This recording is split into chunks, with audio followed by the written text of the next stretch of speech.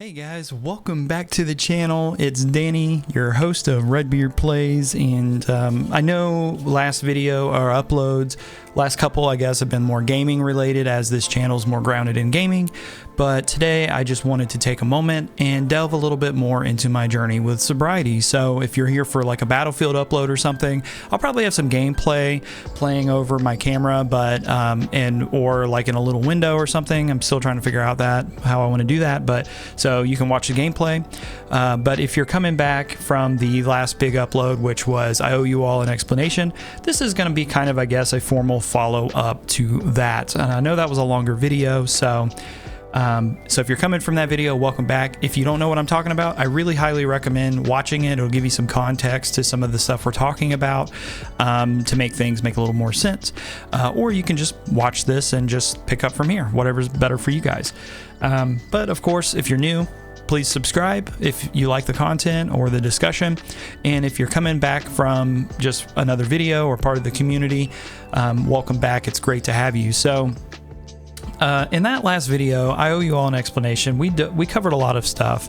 There was a lot of information I shared, and some of it was, to be quite frank, very difficult for me to share. We talked about my reasoning for stepping away from streaming on this channel or on Redbeard Plays on Twitch. And we talked about some of my personal challenges with alcohol. We talked about my dad's physical health, as well as our relationship and why we were very distant for a long time, because many of you that have watched for years, you knew at one point my dad was really involved with me. We had a good relationship, and then we just quit talking. Again, that video gives more context to that, but basically there was just some unhealthy boundaries, and a boundary had to be established there. But getting into more of like what today's video is about. So today's video, I believe I'm going to title it 116 Days. And the reason why we're going to be working from that point is today is 116 days that I've accomplished of sobriety. And to some that may seem like a very small number, but I'm here to say it has been, without a doubt, one of the most successful, but also the biggest challenges I've had to overcome with my journey of sobriety, of being sober for 116 days.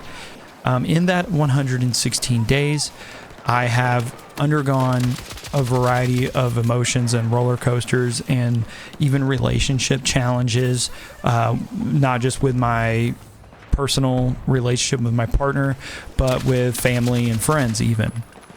It has been an emotional roller coaster at times for myself and maybe for those around me, and but it has been the most rewarding experience. And so what I wanted to do today, because in that video I had several people share their success stories of being sober, one of which said that they had been sober for over 100 days at that point in time, and that was so exciting to read, because me and this individual, we've known each other for 7 or 8 years or so, and we used to sit and play games and get wasted, and to a point where eventually our relationship led up to a point where we had a disagreement, and neither of us could communicate in a healthy way, and it crumbled that relationship. And to see that individual comment and offer great support and be so compassionate and loving, and congratulatory of my success, really had a huge impact on me. So I'm very happy for your sobriety, and I'm happy that it seems like you're doing a lot better on your journey as well. So congratulations, and I'm proud of you, first off. With the time though that I've undergone these challenges, or this challenge, I wanted to take a moment and just share, I guess, some thoughts or experiences with tools I've utilized to maintain that level of sobriety and maintain myself on this path, because there have been days where it's been hard, it's been tempting or challenging, and if you're not somebody that really struggles with addiction, it is this urge, this can distract me, this can take away that feeling or this struggle. I don't have to think about it because I feel good, And that's really the driving factor, at least for me. I know everybody's, challenge with alcohol or whatever it is you're struggling with is different. But for me, it is this sense of euphoria that I'm chasing, and I have to maintain it. But the problem is I'm not maintaining it. I'm spiraling.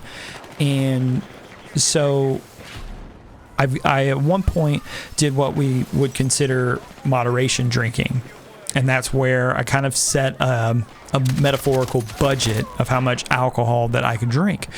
And in doing so, basically what I was doing is I was saying, hey, if we don't have a large abundancy of beer in the fridge, if I just, on Friday I had a long work week, I'm going to just go and buy 2 pints, put them in the fridge, and, after this long day, I will go and drink that, and then that'll be it. Well, I did that very well for a while, but the problem is the fact that I had to put a leash on myself to control the quantity that I was consuming indicates a problem. I just wasn't willing to accept that. And so anytime you have to put that type of thought process into not having too much of something, there's already a problem.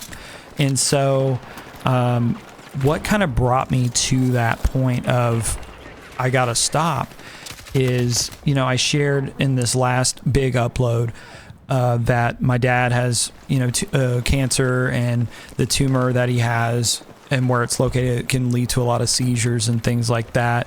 And he had an event where basically, long story short, he temporarily died for a period of time, and they resuscitated him, and he was fine and made it through it. Well, we had spoke, and he was insistent, I'm fine, you can stay, you don't have to come be here. And so when he told me all this, it was so overwhelming and looming over me and pressing down to a point where I didn't know how to process it. I didn't know how to accept, my dad is really sick. This is official. I knew he was sick and I knew it was real, but now it's here. It's here. I have no control. There's nothing that I can do. No matter what I do, there's nothing that I can do. And then we have all this unresolved stuff still that, we've been slowly talking about and stuff. But at that point in time, we hadn't talked about some of this stuff yet. And so, and for me, which may sound very selfish, but it was really important that me and him talked about these things. And so all I could think about is, well, if I don't get the opportunity to talk to him, how do I work through this? Which that would have been a whole different experience and conversation had that happened, but that's not what happened. But that's where my brain went. And so I spiraled that night out of control. And when I woke up the next day, I just basically came to the conclusion, I can't keep doing this to myself. I can't keep doing this to my partner. I can't keep doing this to the people around me that love me and care for me and that are there for me and being supportive while all this other stuff is happening, excluding the alcoholism. But specifically the family issues, my father being sick and things like that. So, going through all this, I set up the I Am Sober app, and I had a meeting with my therapist, and I just took full accountability and ownership that, I have this problem and I can't do this anymore. And he told me a lot of great things, and he told me, a lot of things I'm probably going to experience as far as emotionally with that specifically. And I've experienced every single one of those things. And I would say the biggest thing being is a loss of identity. And what's interesting is that was, I really started feeling that after I shared that last video with you guys. Because I'm at this weird point, and I'm still there, but I'm on the back end of it. I would say I'm almost out of. So basically, I'm trying to figure out, who am I? Who really am I? Because I think about it all the time before I really got that deep into it. And I used to stream and stuff, and I used to kind of have this direction with my content creation where I just like to connect with people. I like to share experiences with people and talk to people and see how they're doing. And but I never took the time to focus on what I really loved or like was really interested in, if that makes sense. You know, you have a lot of people in the content realm where they really focus on like their game or their thing, their craft that they like to do, or whatever that may be. And for me, it was never really about me. It was just about creating a community, which is great. But I never was like, this is what I'm passionate about and want to do, and aside from just streaming. And so, you know, I realized that before I posted that last video, and I've been working through that and slowly unraveling, like, who am I? What are my interests fully? What do I really love? What am I really passionate about? What kind of music do I actually love? Or what about something as simple as my clothes, my style? Like, what do I like to wear? Who am I in that regard? Am I more of a dress up kind of guy and stuff? And you know, a couple weeks ago, Madi and I, we went on this wonderful date, and we spent the whole day together, and we don't really get to do that a lot. So when we do, it's always so incredible. And we went and got food, and then we went to Goodwill, and I just decided that day, I said, let's go do some like shopping for like cheap clothes, and let me just like see what catches my eye. And we spent like 3 hours in Goodwill, and honestly, I just think that I'm just this is me. Like I'm you know, into the like death metal, and you know, my ears being gauged, and tattoos, and you know, whatever you would consider that style, you know, deathcore, punk, you know, whatever. And I've just been really like leaning into feeling myself lately. But the sense of identity is something that I've struggled with for an extremely long time. I've never felt like I belong anywhere. I've never felt like super included in a group, not because people haven't tried to include me, but because that's just like something that my mental health, you know, my subconscious is like, nobody likes you, nobody wants you around, nobody cares, like, etc., etc. And that's a big thing that I've been working on. So all that to say, ultimately the best tool and recommendation I can give for anybody going through a struggle about getting sober and whatever, talk to a therapist, talk to a professional, somebody that can like give you some guidance and some tools. But some personal things that I've been doing, and this is kind of like a huge shout out and recommendation, or this is just like a huge shout out to my friends. So my friends and my partner made one major suggestion that they all made that was in common, and that was getting one of these, a journal, something to write in, something to write your feelings down on, something to express yourself where maybe you don't feel comfortable sharing those thoughts with a person yet, or your therapist yet. That's a big thing I've been doing. I will say I've neglected this for about 2 months now, but there, especially the first 90 days or so, every day I was writing in this journal, or at least a couple times a week if I was not being consistent with every day, and just delving into my thoughts, my feelings, my challenges, whatever you want to call them. And at first it was really weird, but it really became therapeutic, and because it forced me to being comfortable with sitting in my uncomfortable thoughts and my uncomfortable emotions and work through them. Because basically I'd write them down, and then I would read back through them and go, wow, that's really weird that I would feel that way, because that's not what that person said, or this person was, I don't think this is what they were intending, because that just doesn't seem like them, if that makes sense. So journaling is a big thing. And then the other big thing that I've been doing when I have time is reading. So I've been reading Lord of the Rings. I'm maybe like about 100, let's see, let's be more specific. Yeah, I'm about 120 pages into the whole entire series, the full trilogy. I'm reading it. I've already read it once before, but like the world building is so in depth, and you know, I have to read this in about 150 page segments and then take a break for a while. I've always been like that with Lord of the Rings, just because of how Tolkien writes. But I love Lord of the Rings, so I'm reading through that. And then I'm also I've picked up this book at McKay's here in Nashville. It's called The Atlas 6, and it's been interesting. It's not my favorite read, but it's been an interesting book. I'm definitely going to finish it. I'm about 100 pages into it or so, but it's kind of about this group that brings in these magicians, and they kind of compete to basically be the ultimate magician, is the vibe that I'm getting from it so far. So it's interesting. It's fantasy, magic, things like that. There's a little smut going on in there too. So for those of you that like the little smut read, there's a couple little sections of smut, at least in the sections that I've read so far. And then probably my favorite read that I've been doing so far is The Ring. So this is the book that inspired, the movies, The Ring.